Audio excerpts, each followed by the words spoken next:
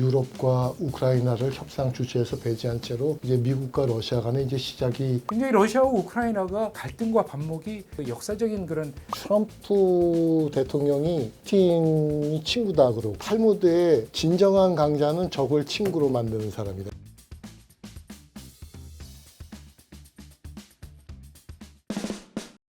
우크라이나 전쟁의 종전 협상이 급물살을 타고 있습니다.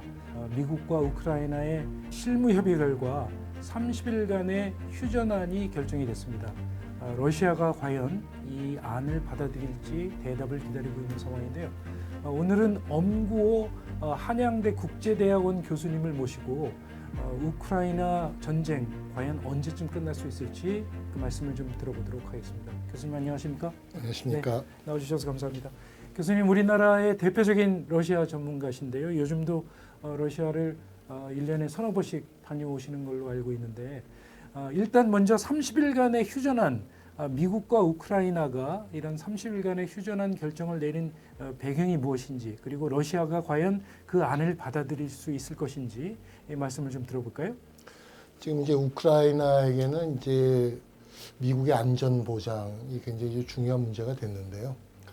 이제 광물 협정을 둘러싸고 이제 양쪽에 이견이 있었고, 네. 광물 협정에 대한 대가로 뭔가 이제 우크라이나의 요구가 있었을 텐데 일단 그 30일 휴전안이 미국과 우크라이나 간에 이제 합의가 됐습니다.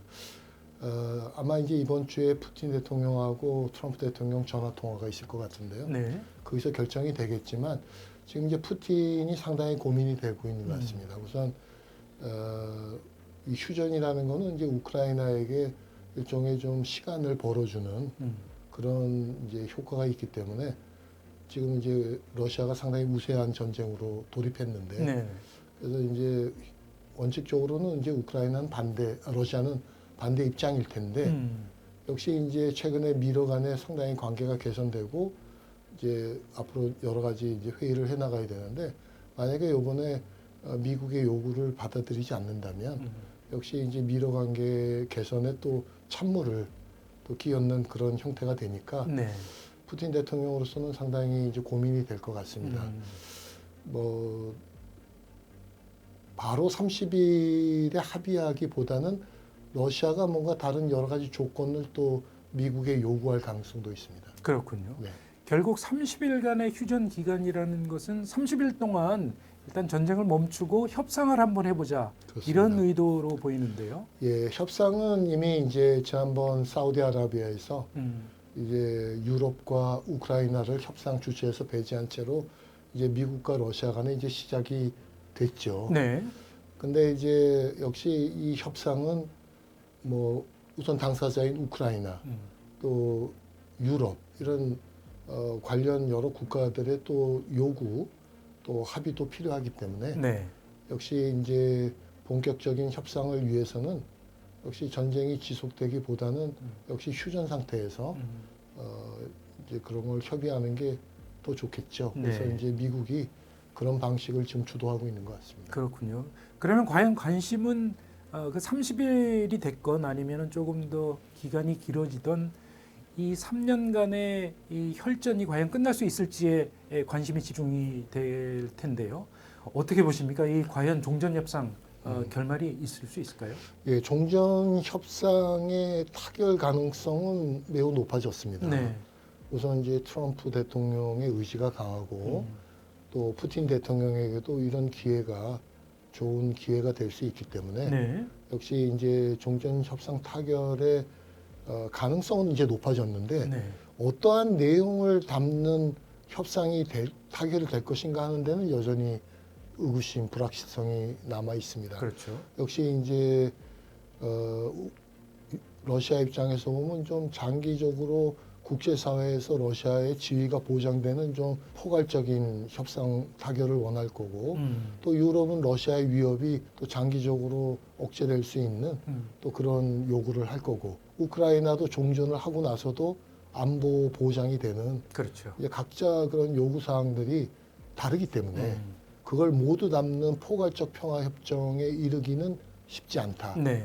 특히 지금 난제가 뭐냐면 종전 이후에 우크라이나의 안보 보장을 어떻게 할 것인가에 대한 구체적 합의가 어려운 것인데요. 그렇죠. 지금 트럼프 대통령은 유럽군이 맡아라. 미국은 하지 않겠다. 네.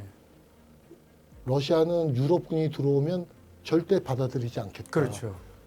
나토 확대 때문에 전쟁했는데 유럽군을 받아들일 수는 없다. 이제 그런 입장 차이가 있고 또 우크라이나는 핵 억지도 요구하는 거거든요. 네. 이번 전쟁에서 역시 러시아의 핵 위협 때문에 나토군이 행동에 여러 제약을 받았던 거기 때문에 우크라이나도 지금 어떤 핵 억지 보장이 우선이 필요하다.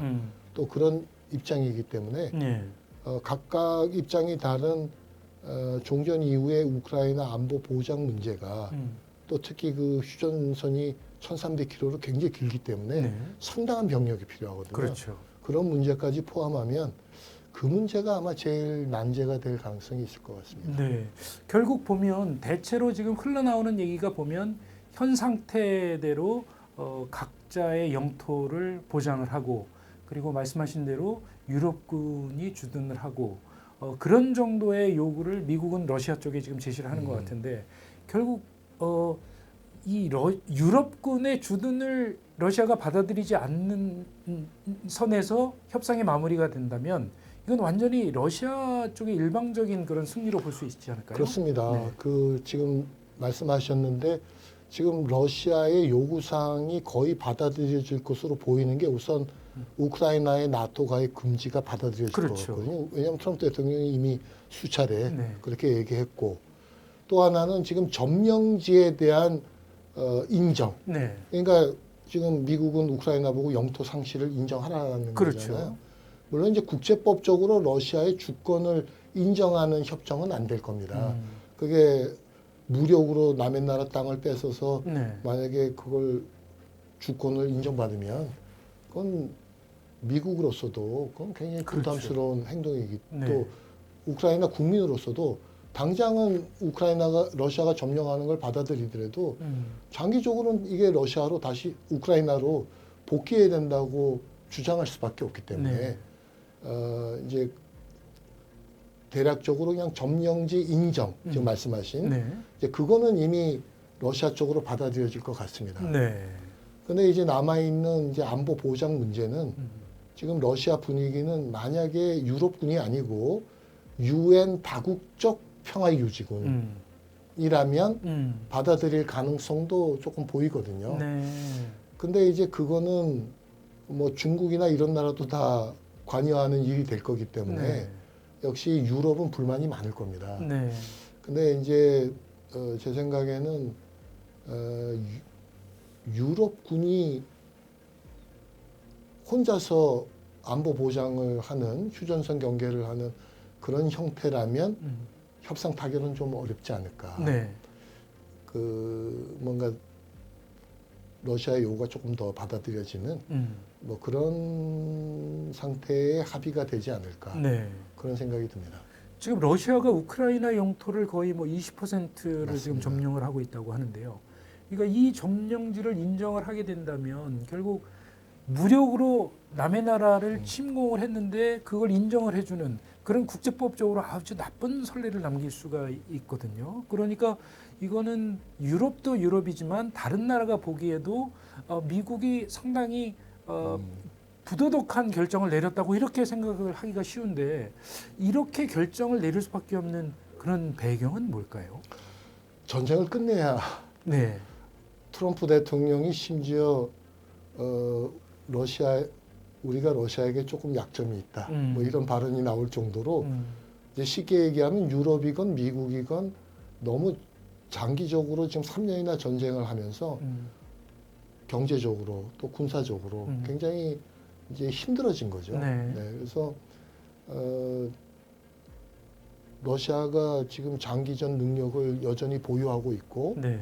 또 그 의지도 강해 보이는 상황에서 러시아 요구를 완전히 묵살하고 국제법을 위반했으니까 너희가 모든 일을 책임져야 된다는 그러니까 러시아가 패배를 인정하고 범죄를 인정하는 형태의 합의에 가는 방법이 비현실적이니까 그렇군요. 어쩔 수 없이 이제 그런 분위기가 조성됐는데 네. 말씀하신 것처럼 지금 유럽이나 이런 데서는 미국이 과연 세계의 리더로서 네. 이런 외교를 하는 것이 합당한 일이냐 하는 비난이 엄청 지금 강하기 때문에 네. 제 생각에도 트럼프 대통령이 그걸 전혀 도외시하고 그냥 러시아하고 합의하면 무조건 다 된다 네. 하는 방식으로 이 문제를 해결하기는 쉽지는 않겠습니다. 그렇군요. 네. 교수님 뭐 1년에 한 서너 번씩 지금도 러시아에 다녀오고 계신데 현지 분위기를 보면은 우크라이나 전쟁과 관계없이 굉장히 평화롭게 일상생활이 유지가 되고 있다고 하는데 그런 걸 보면 러시아가 이번 전쟁의 협상에서 어느 정도 우크라이나나 미국보다 더 우위에 있다. 이렇게도 우리가 좀 볼 수 있는 거 아닐까 싶기도 합니다. 어떻게 보시나요? 경제적 상황이나 지금 정치적 상황이 네. 무조건 뭐 안정되고 평화롭고 전쟁을 지속해도 괜찮을 것이다라고 예단하기는 물론 어렵습니다. 네네네. 이 전시 경제라는 게 일시적으로 좀 경기가 좋아지고 하더라도 예. 뭐 혁신 문제나 여러 문제에서 구조적인 문제를 앞으로 많이 발생시킬 가능성이 있고 또 푸틴 대통령도 인기가 높긴 하지만 역시 너무 전쟁이 장기화되고 그러면 이 권력 유지의 약점도 네.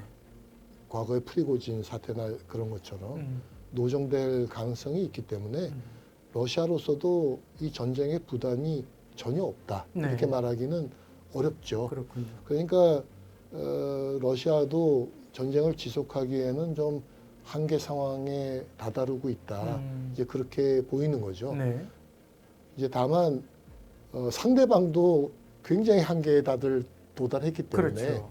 이제 러시아가 마치 상당히 우위에 있는 것 같고 또 협상에서도 좀 우위를 확보할 수 있는 것처럼 좀 보이고 있죠. 근데 아까 말씀드린 대로 제재 완화를 얼마나 빠르게 할 수 있느냐, 유럽 주둔국 문제를 어떻게 할 거냐, 지금 난제들이 많이 남아있기 때문에 네. 우리가 일반 사람들이 이제 전쟁이 끝나겠거니 협상이 타결되겠거니 아직은 좀 예단하기는 어렵다. 그렇군요. 역시 조금 더 두고 보고 또 트럼프 대통령이 굉장히 우리가 예상하기 또 어려운 네. 여러 협상의 기술을 또 발휘하는 네. 분이기 때문에 저희가 조금 상황을 봐야 될 것 같습니다. 네. 만약에 이번에 러시아가 30일 휴전에 합의하게 만든다면 역시 트럼프로서는 정권 초기에 외교적 능력을 과시한 첫 번째 사례가 될 수 있기 때문에 그렇죠. 그런 걸 가능할지 조금 두고 봐야 될 것 같습니다. 그렇군요. 교수님이 90년에 러시아에 가셔서 94년까지 머무르셨으니까 그때가 이제 소련이 해체될 때 그때 아주 상황이 급변하고 있을 때 러시아에서 박사를 하셨는데 요즘도 러시아에 자주 다니신다고 하던데 네. 현지 분위기는 어떻습니까? 그리고 일반인들은 이 우크라이나 전쟁에 대해서 어떤 인식을 갖고 있나요? 지금 이제 러시아에서는 이걸 전쟁이라고 안 부르고 네. 아시다시피 지금 특별 군사 작전이라고 부릅니다. 그것은 이제 러시아가 상당히 이제 의도적으로 우리가 전면전을 벌이고 있는 건 아니다. 네. 이제 그런 의도죠. 그러니까 특별 군사 작전이라면 일부 병력을 투입해서 이 전쟁을 지속해 나가고 있다 그런 이제 의미겠죠. 네. 이제 아마도 초기에는 그 정도 가지고 이 전쟁을 빨리 종결시킬 수 있으리라 그렇게 예단했던 것 같습니다. 근데 서방의 아주 적극적인 무기 지원이나 이런 지원이 후방 지원이 있었고 또 우크라이나 국민들이 아주 굳은 의지를 가지고 네. 항전의 의지를 보였기 때문에 예기치 않게 이 전쟁이 3년간 장기 소모전으로 네. 이렇게 이루어져 왔습니다. 그래서 이제 러시아 국민들 여론조사 결과를 보면 역시 뭐 정부에 대한 지지가 강하고 네. 이 전쟁에 뭐 정당성이 있다는 걸 인정하지만 그렇군요. 역시 조금씩 이걸 좀 평화적으로 협상을 통해서 해결해야 된다는 여론도 조금씩은 높아지고 있습니다. 그러니까 왜 이 전쟁이 정당하다고 볼까? 네. 이제 러시아 사람들은 역시 우크라이나가 국가로서 독립적으로 존재했던 기간이 짧았고 또 실제로 러시아의 주정 때도 러시아 사람들이 들어가서 국가를 세웠고 또 지금 정권은 과거에 독일에 좀 부역했던 역시 좀 그런 민족주의 뭐 자기들은 나치 세력이라고 부르지만 예. 이제 그런 세력들이 정권을 잡고 있다고 생각하고 있고 그렇죠. 그렇기 때문에 이게 단순히 아무 관계가 없는 어떤 국가에 우리가 갑자기 침략했다 이제 그런 거라기보다는 역시 여러 역사적 문제가 연결돼 있고 실제로 우크라이나 국민들과 러시아 국민들은 또 그 태생이 같은 민족이고 이제 흔히 마더 러시아 이제 모국이라고들 또 생각하고 있고 네. 그렇기 때문에 이 문제가 단순히 국가 간의 전쟁이라기보다는 네. 그런 역사와 민족 문제가 아주 좀 복잡하게 얽혀 있는 네. 그런 어떤 전쟁으로 인식하고 있기 때문에 그냥 이게 국가 간의 어떤 국익에 따른 타협 이걸로 전쟁이 종결될 수 있다기보다는 네. 굉장히 그런 민족 문제나 종교 문제 뭐 그렇죠. 어려운 문제잖아요. 네. 그래서 이 전쟁이 이번에 종전되더라도 다시 전쟁이 일어나지 않는 평화적 관계로 갈 수 있을까 네. 하는 의구심이 생길 수밖에 없는 네. 그런 복잡한 전쟁이고 그렇죠. 더 복잡해진 것은 이게 러시아가 단순히 우크라이나하고 전쟁을 해서 해결하겠다고 생긴 문제가 아니고 러시아가 결국 나토 확대나 미국, 유럽이 러시아를 압박하고 있기 때문에 네. 이번 전쟁을 통해서 그런 서구와 대리전을 치러야 되겠다는 국제전적인 또 성격이 있기 때문에 예.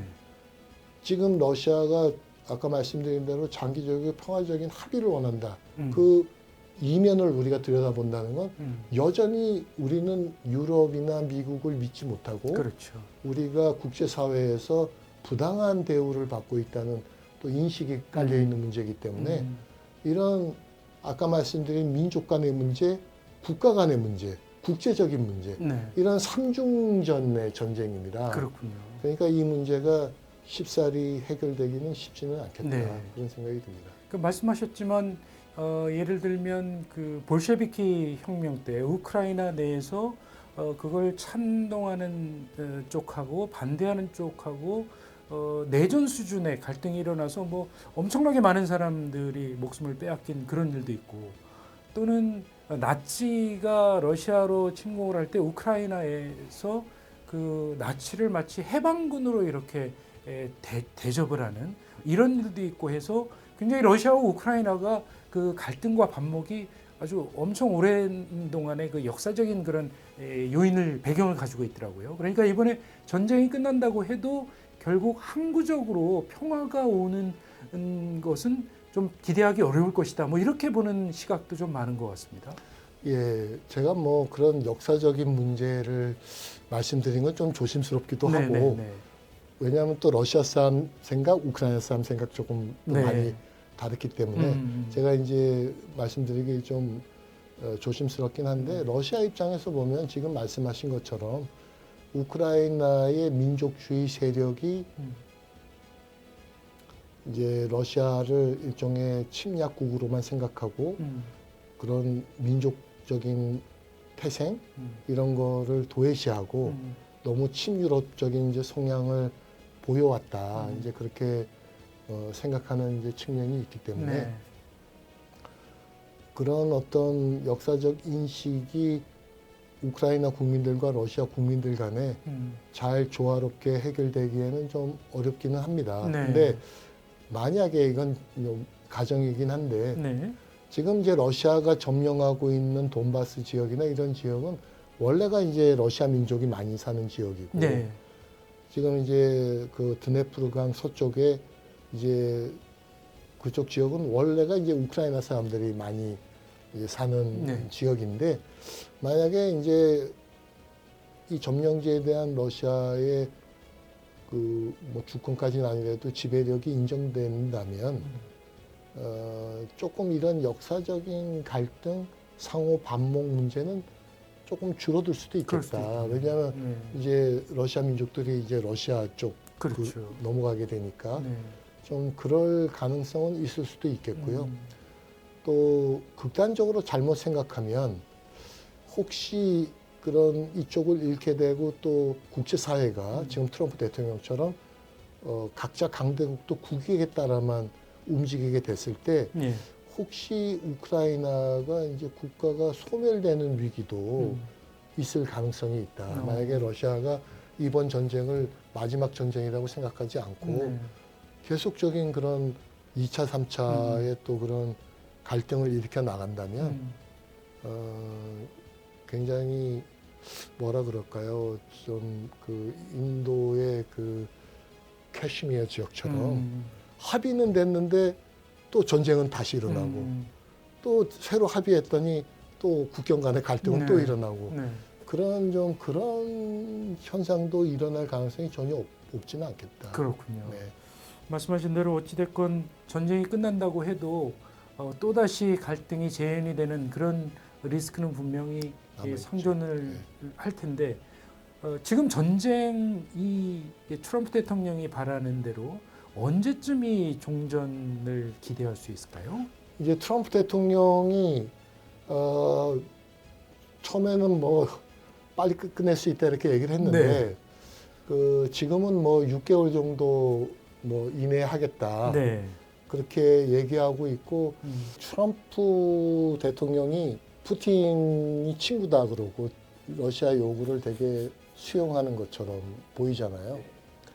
근데 저는 이제 트럼프의 좀 협상 스타일을 봐야 된다고 생각하는데 그 탈무드에 진정한 강자는 적을 친구로 만드는 사람이다 이런 말이 있는데 트럼프 대통령은 지난번 이제 트럼프 일기 때 김정은하고도 그랬지만 이제 협상에 유인하기 위해서 처음에 친구라고 그러고 여러 가지 요구를 수용하겠다는 입장을 보이는 것 같아요. 그게 하나의 저는 좀 협상 전략이라고 보이고 이제 러시아를 협상 무대로 끌어들이기 위해서 조금 의도적으로 그렇게 한 측면이 있다고 봅니다. 트럼프가 왜 러시아 요구를 좀 적극적으로 수용하려고 하는 의도가 뭘까? 그건 트럼프 의도를 좀 봐야 된다고 보는데 지금 트럼프의 제일 관심사는 중국입니다. 근데 지금 미국이 걱정하고 있는 거는 중국과 러시아가 너무 밀착해서 지금 미국이 중국 경쟁에서 우위를 보여야 되는데 러시아 때문에 좀 어려워질까 하는 걱정이 있는 겁니다. 그러니까 트럼프 대통령은 러시아하고의 갈등을 조기에 해결하고 좀 중국과의 경쟁에 조금 몰두해야 되겠다는 의도가 있고 더 나아가서는 중국과 러시아 거리를 조금 띄어가지고 조금 중국이 조금 힘을 약화시키겠다 하는 의도. 흔히 요새 역키신저 전략이란 말을 많이 쓰잖아요. 과거에 이제 닉슨 대통령 때 키신저가 중국을 포용해서 이제 소련을 이제 고립시켰듯이 그런 의도가 있지 않느냐, 또 그런 의도가 먹힐 거냐 하는 게 요새 되게 논란거리 같아요. 제 개인적으로는 단기적으로는 쉽지 않다. 왜냐하면 지금 경제적으로 러시아가 너무 중국에 의존하고 있고 또 아직은 러시아가 국제사회에서 위상을 되찾지 못했거든요. 이제 중국의 어떤 서포트 없이 이제 국제사회에서 러시아가 또 고립될 수도 있기 때문에 러시아가 당장 그런 미국의 트럼프의 의도에 호응할 거다. 이제 그건 아니지만 러시아도 너무 중국에 대한 의존성은 좀 줄여야 되겠다는 생각은 할 것 같아요. 그러니까 외교적 자율성을 위해서 일정 부분, 뭐 예를 들면 히토류 제공 같은 데 협력한다든지 또 뭐 다른 뭐 북한과의 관계, 왜냐면 북한이 원래 중국의 영향권이니까 북한에 대한 영향력을 계속 증강시킨다든지 그런 행동을 함으로써 러시아가 중국의 마음을 조금 불편하게도 할 가능성은 있습니다. 그래서 제가 아까 말씀드린 대로 지금 사실 각국이 다 전쟁을 지속하기에 또 어려운 점도 각국이 다 갖고 있으니까 네. 저는 타결 가능성은 있는데 평화협정 수준보다는 가능한 합의될 수 있는 수준의 종전협정은 트럼프 대통령이 바라는 시간 내에 이루어질 수도 있겠다. 아, 그렇군요. 그런 생각은 있습니다. 5월 중에는 예, 뭐 제가 뭐 날짜까지는 못 맞추겠지만 네. 이제 미국이 그런 계획으로 해나가고 있다니까 네. 혹시 그때 이루어질 수도 있겠습니다. 그렇군요. 하루빨리 이 많은 젊은이들이 목숨을 잃고 있는 이 전쟁이 어찌됐건 끝나기를 바랄 뿐입니다. 자, 지금까지 엄고 한양대 국제대학원 교수님 모시고 러시아와 우크라이나 전쟁 종전 협상이 앞으로 어떻게 진행될지에 대해서 들어봤습니다.